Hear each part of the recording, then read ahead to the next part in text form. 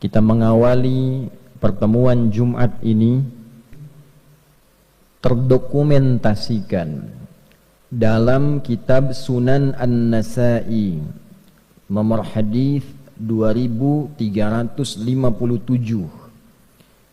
Sanad hadis ini diriwayatkan pada sahabat mulia yang masih junior, masih muda, kurang lebih 5 tahun di atas sahabat Ibnu Abbas radhiyallahu taala anhuma, yang saat Nabi sallallahu alaihi wasallam wafat beliau masih berumur 20 tahun. Ayahnya termasuk yang dikasihi oleh Nabi sallallahu alaihi wasallam, bahkan pernah tercatat dalam sejarah menjadi anak angkat yang diadopsi oleh Nabi sallallahu alaihi wasallam. Sahabat junior ini bernama Usamah, ayahnya Zaid bin Harithah radhiyallahu taala anhuma. Sahabat Usamah bin Zaid bin Harithah karena kecintaannya terhadap ilmu, kecintaannya terhadap Nabi sallallahu alaihi wasallam, senantiasa melihat kebiasaan Nabi yang disimpulkan oleh beliau, khusus di bulan Sya'ban Nabi itu senang menunaikan ibadah tertentu. Maka ditanyakanlah kepada Nabi sallallahu alaihi wasallam, beliau berkata, "Qultu," aku bertanya, "Ya Rasulullah, wahai Rasulullah, lam araka tasumu syahran minasy-syuhuri ma tasumu min syahri Sya'ban." Ya Rasulullah, saya tidak melihat kebiasaan Anda, baginda, banyak menunaikan puasa sunnah dalam satu bulan dibandingkan bulan-bulan lain, kecuali saya lihat Anda banyak menunaikannya di bulan Sya'ban. Jadi Nabi SAW di luar bulan Ramadan yang diperintahkan kita menunaikan ibadah puasa wajib sebulan penuh, di luar Ramadan Nabi juga menunaikan puasa sunnah. Di antara sekian bulan, 11 bulan selain Ramadan, Nabi diamati oleh sahabat yang kecil, yang junior ini banyak menunaikan puasa sunnahnya di bulan Sya'ban. Maka ditanyakanlah kepada beliau sallallahu alaihi wasallam, mengapa Nabi banyak menunaikan puasa di bulan Sya'ban? Dalam syarahnya, apakah ada keutamaan di bulan Sya'ban ini sehingga dengan itu Nabi sallallahu alaihi wasallam banyak menunaikan puasa di bulan ini? Maka Nabi sallallahu alaihi wasallam kemudian menjawab, qala Rasulullah sallallahu alaihi wasallam, dzalika syahrun yaghfulun nasu anhu baina Rajab wa Ramadan.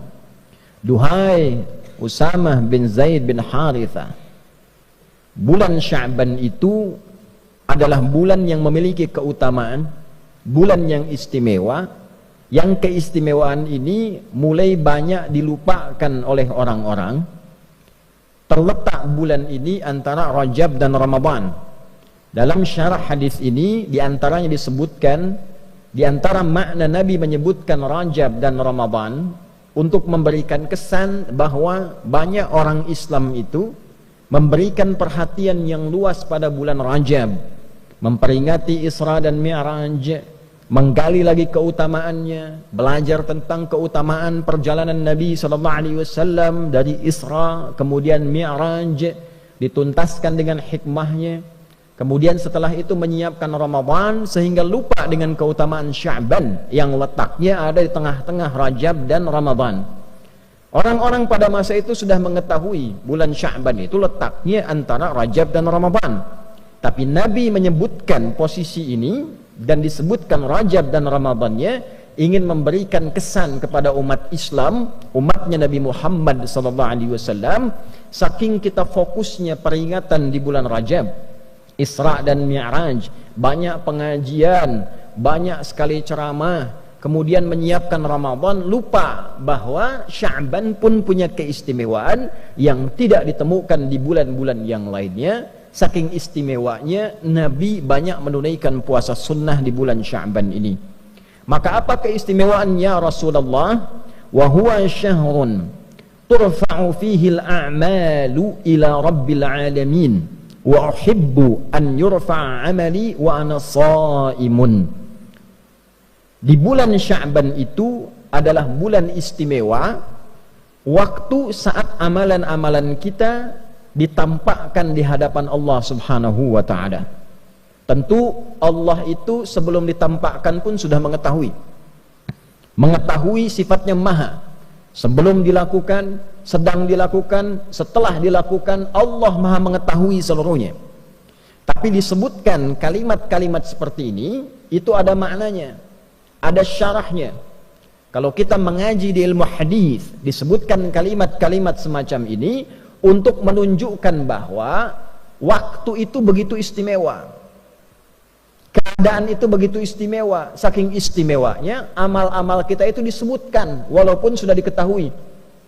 Misal kita ingin berikan gambaran, menteri-menteri dalam kabinet misalnya bekerja, dia melakukan riset, analisa, penelitian, misalnya di bidang ketahanan pangan, menyiapkan ketahanan pangan terbaik, padinya, untuk ternaknya dan sebagainya.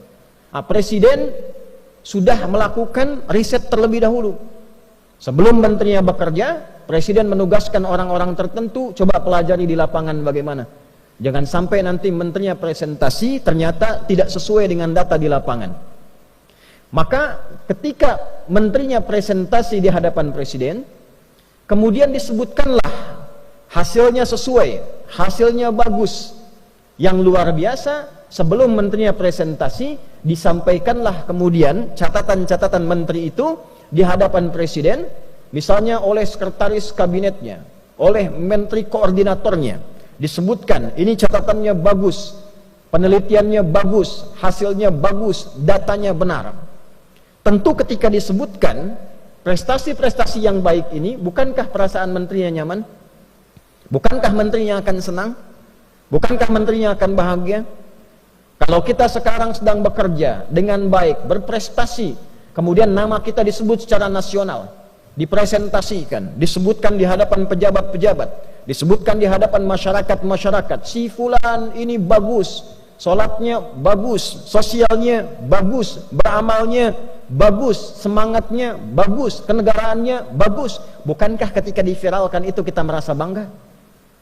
Kita merasa senang? Sekarang orang masuk koran sudah senang, orang viral sudah senang, orang disebut-sebut sudah senang. Nah, ini ada waktunya nama dan amal kita disebut-sebut di hadapan Allah. Si fulan amalnya begini, si fulan salatnya begini, si fulan baca Qur'annya begini, si fulan sedekahnya begini. Disebutkan di hadapan Allah, sekalipun Allah sudah mengetahui itu semua, untuk memberikan petunjuk kepada kita bahwa nama kita sedang disebut, amal kita sedang diagung-agungkan, amal kita sedang dievaluasi. Maka Nabi SAW memberi contoh kepada kita, saya akan sangat merasa senang dan gembira ketika amal saya ditampakkan di hadapan Allah, disebut-sebut, dievaluasi, saya sedang dalam keadaan menunaikan puasa. Hadirin, sekarang kita masuk pada syarahnya dengan singkat tentang hadis ini. Ada 3 pokok yang terkait dengan syarah hadis dimaksudkan. Yang pertama, tipikal seorang muslim belajar dari ilmu sanad pada hadis ini, tersambung sanadnya pada sahabat Usamah bin Zaid radhiyallahu taala anhuma jami'an. Ini sahabat anak muda, pelajar. Jadi kalau Nabi usia 43 tahun, beliau baru lahir. Nabi diangkat jadi Nabi sallallahu alaihi wasallam, diberikan bekal oleh Allah selama 3 tahun 6 bulan.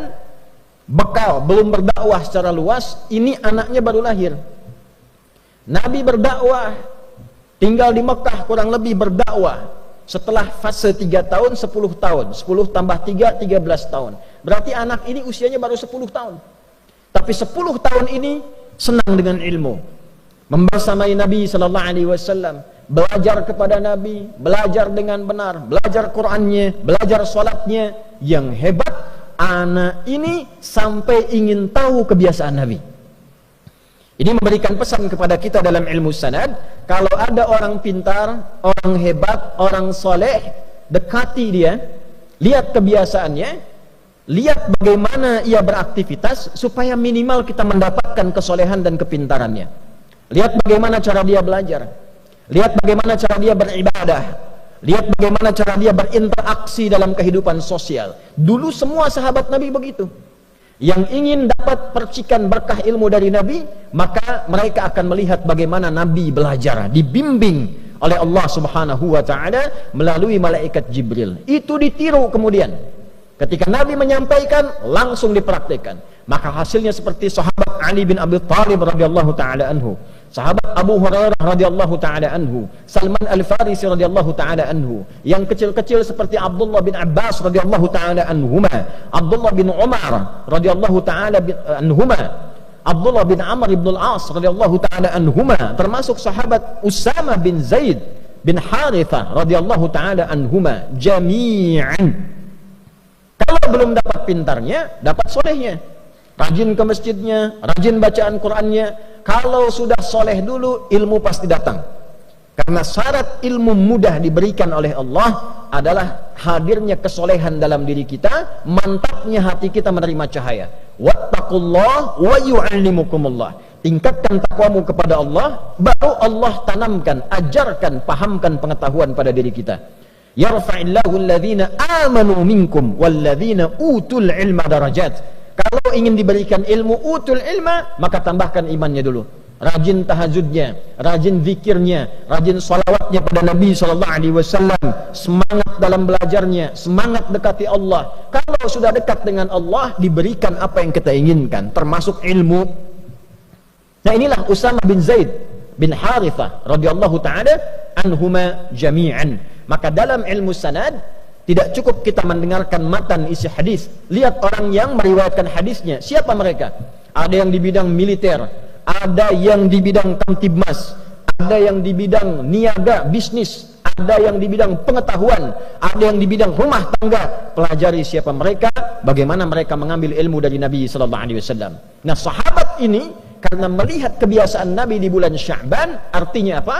Beliau ini orang yang rajin mengamati perilaku Nabi. Karena rajin mengamati perilaku Nabi, dekatlah dengan Nabi dan mendapatkan percikan keberkahan dari keberkahan Nabi sallallahu alaihi wasallam. Maka di era Umar bin Khattab radhiyallahu taala anhu saat menjadi khalifah, beliau presiden, punya Baitul Mal, pusat ekonomi, pusat harta. Pada waktu-waktu tertentu dibagikan ke semua rakyatnya. Jadi beliau melihat potensi di wilayahnya, di negara yang dipimpinnya, apa saja sumber dayanya, apa saja yang diolahnya, dikumpulkan di pusat kumpulan harta namanya Baitul Mal. Setelah itu diberikan kemudian kepada rakyatnya secara merata, sesuai dengan porsi, kebutuhan dan keutamaannya. Setiap bulan semua rakyat dapat santunan, yang belum bisa kerja dapat modal, dapat bimbingan, yang yatim dirawat, yang kehilangan suami dirawat juga, negara hadir membersamai. Satu kali anaknya Umar bin Khattab radhiyallahu taala anhu mendapat bagian. Ketika dibagikan, setelah itu Usamah bin Zaid dapat bagian juga.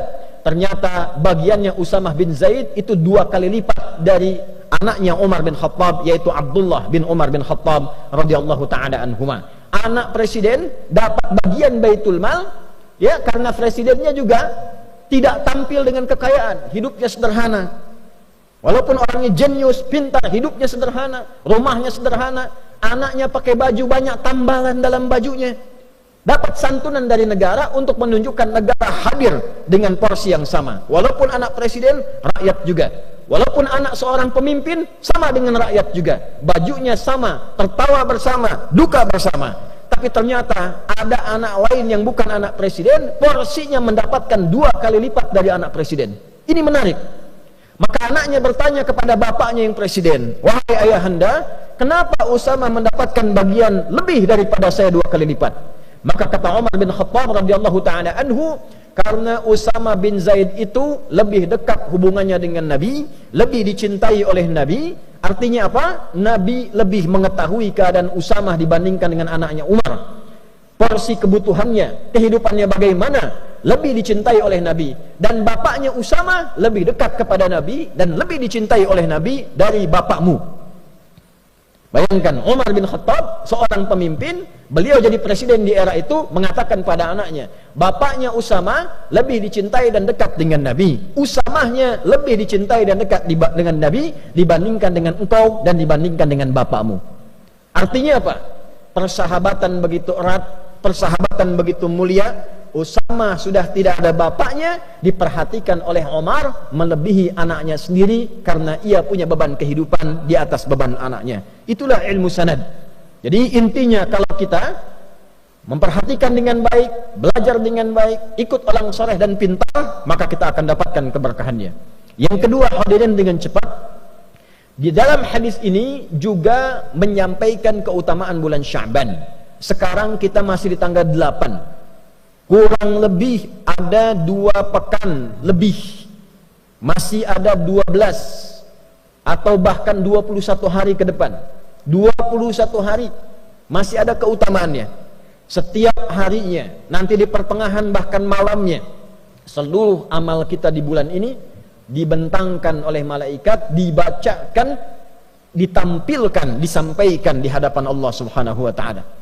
Jadi malaikat membacakan, si fulan, ya Allah, hambamu baca Al-Quran di hari ini. Si fulan berzikir, si fulan salawat pada Nabi Muhammad sallallahu alaihi wasallam. Si fulan meningkatkan bacaan Al-Qurannya. Maka dari itu kita siapkan dengan semangat di bulan Sya'ban ini, siapkan amalannya, siapkan peningkatannya, siapkan semangatnya, karena nama dan amalan kita disebut-sebut di bulan ini. Yang ketiga, Nabi mengajarkan kurikulum persiapan Ramadan di bulan Sya'ban. Ayat puasa turunnya bukan di bulan Ramadan. Ayat puasa turun di bulan Sya'ban di tahun kedua Hijrah. Ulama kemudian menyimpulkan mengapa turun di bulan Sya'ban, sebagai persiapan bagi umat Nabi Muhammad sebelum masuk ke bulan Ramadan yang lebih istimewa daripada bulan Sya'ban. Karena Ramadan istimewa. Ramadan siang malamnya ada ampunan, siang malamnya ada rahmat, siang malamnya disebut-sebut kita, siang malamnya diberi peluang dibebaskan dari neraka. Lebih istimewa dari Sya'ban. Karena itulah Sya'ban kita berlatih menyiapkan diri untuk sampai ke bulan Ramadan. Apa latihan terbaiknya? Menunaikan puasa. Supaya saat Ramadan tidak kaget puasa sebulan penuh. Maka kita perbanyak puasa di bulan Sya'ban ini. Yang sudah Senin dan Kamis, Senin puasa, Selasa istirahat, Rabu puasa lagi, Kamis puasa, Jumat istirahat, Sabtu bisa istirahat, Ahad bisa istirahat. Perbanyak, yang penting perbanyak. Senin puasa lagi. Yang sudah terbiasa nanti Ayyamul Bid, Senin Kamis tambah puasa Daud, Senin puasa, Selasa istirahat, Rabu puasa, Kamis istirahat, Jumat puasa, demikian sebelum sampai ke bulan Ramadan. Kalau sudah begitu, fisik kita terbiasa, masuk Ramadan siap sebulan penuh, kita sudah terbiasa beramal, siapkan kurikulum dari sekarang. Berapa banyak yang akan dibaca di bulan Ramadan, berapa kali khatam, berapa banyak infak, berapa banyak kita sholawat, siapkan dari sekarang supaya Ramadan kita sudah tangguh menghadapi bulan-bulan, hari-hari, waktu-waktu, malam-malam yang penuh dengan keistimewaan di sisi Allah Subhanahu wa taala. Itulah keutamaan bulan Sya'ban. Semoga kita dilindungi, diberikan hidayah, diberikan taufik oleh Allah Subhanahu wa taala untuk mau meningkatkan amal di bulan Sya'ban ini. Insyaallah pekan depan masuk insyaallah ke nisfu Sya'ban. Maka khususnya di malamnya perbanyak ibadah kepada Allah, perbanyak solatnya, perbanyak istighfar, perbanyak baca Al-Quran, dan semoga sesuai hadis Nabi SAW yang sahih, di malam pertengahan Sya'ban, nisfu Sya'ban, Allah menelisik ke dalam sampai ke hati kita. Maka orang-orang yang memohon ampun diampuni dosanya oleh Allah Subhanahu wa taala, kecuali orang yang masih ada iri hati, permusuhan di dalam jiwanya yang paling dalam. Barakallahu li wa lakum fil Qur'anil azim wa nafa'ani wa iyyakum bima fihi minal ayati wa dzikril hakim wa taqabbala minni wa minkum tilawatahu innahu huwas sami'ul alim. Ud'ullaha yastajib lana wa lakum jami'an.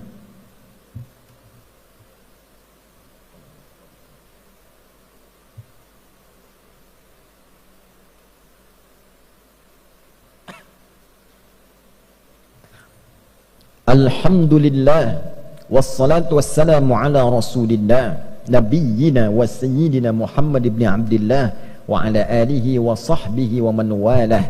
Nashhadu an la ilaha illallah wahdahu la syarika lah wa nashhadu anna Muhammadan abduhu wa rasuluhu alladhi la nabiyya ba'dah. Allahumma salli wa sallim wa barik ala hadzal nabiyil karim ar-rasulil amin nabiyyina wa sayyidina Muhammadin wa ala alihi wa sahbihi wa dhurriyyatihi wa ummatihi ila yaumiddin.